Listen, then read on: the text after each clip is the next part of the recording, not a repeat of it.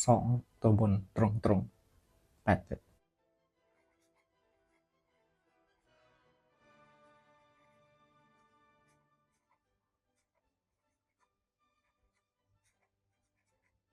วันนี้16เมษายน2567ดูเลย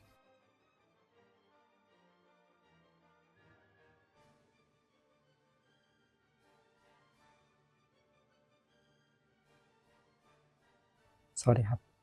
มาดังวันนี้เลขเด็ดมันมาครับวันนี้มาดูสูตร2ตัวบนตรงอันดับแรกเรามาดูสูตรที่คำนวณครับ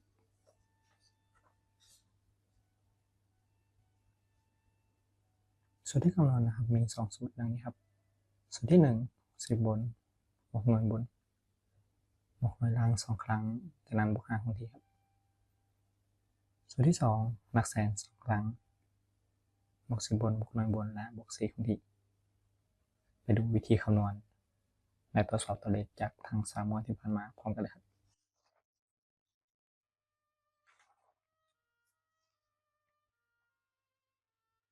เริ่มจากนะครับนำรางวัลที่1และรางวัลเลขท้ายจากวันที่16กุมภาพันธ์นะครับมาคำนวณตรวจสอบ847377ล่าง50สูตรที่1นะครับ10บนเลข7หน่วยบน7หน่วยล่าง0 2ครั้งบวก5คงที่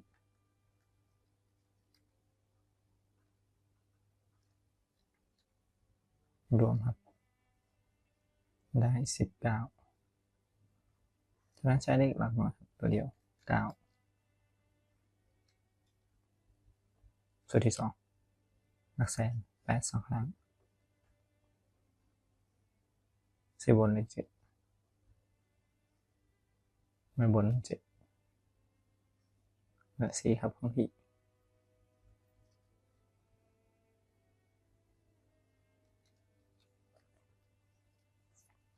รวมครับได้34หลักหน่วยตัวเดียวเลข4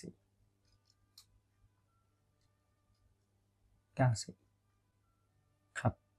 เลขที่ออกบน8 9 4 2ตัวบนครับเข้าตรง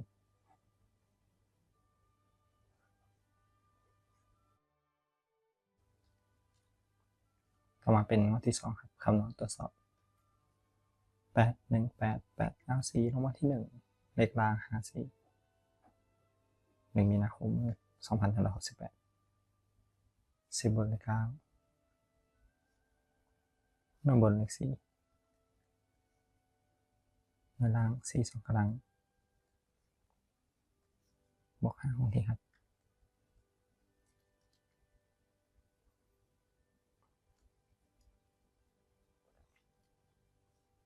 ผลรวมครับได้เท่ากับ26ตัวท้ายตัวเดียวเลข6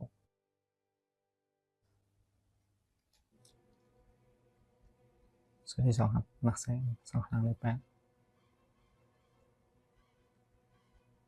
10บนเลข9หน่วยบนเลข4และ4คงที่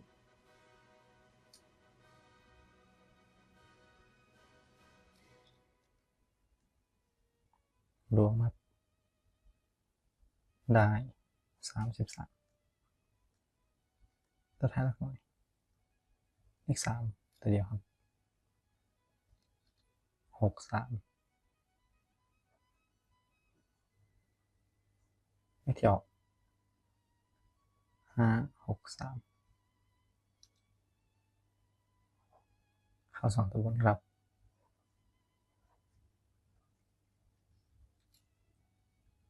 ต่อไปครับเป็นงวดที่3 757 563ล่าง32วันที่16มีนาคมจากสูตร10บนนะครับได้6หน่วยบนเลข3หน่วยล่าง2 ครั้งและ5คงที่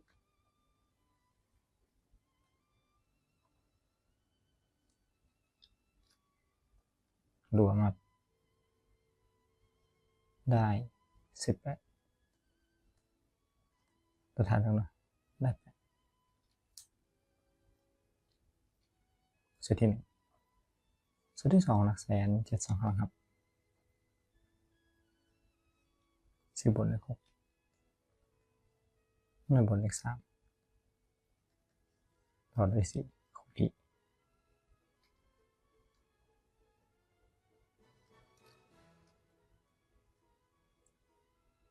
รวมได้27ตัวทานตรงนั้นเลข7ครับ87ครับบนออก6 8 7 2ตัวบนครับเผาตรงต่อไปครับเรานำสูตรทั้ง2สูตรนี้มาคำนวณในงวดต่อไปนี้ครับเพื่อทางในวันที่16 เมษายน 2568วันนี้ครับใช้รางวัลที่1งวดวันที่1 เมษายน669 687ล่าง36 10 บน8ครับหน่วยบนเลข7หน่วยล่าง6 2 ครั้งบอก5ของที่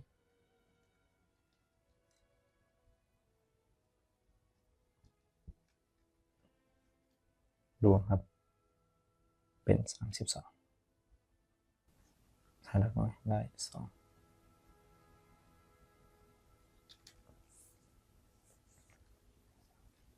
สูตรที่2ครับหลักแสน6 2 ครั้ง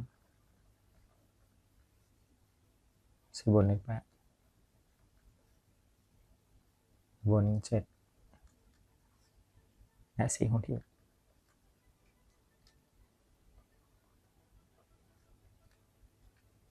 ครับพอรวมได้31ประธานหมด1ครับ2 1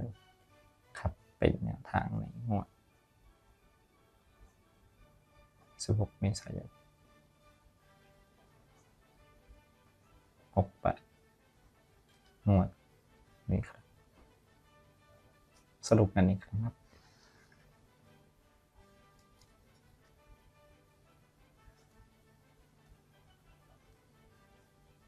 2ตัวบนตรงคำนวณได้2 1ครับ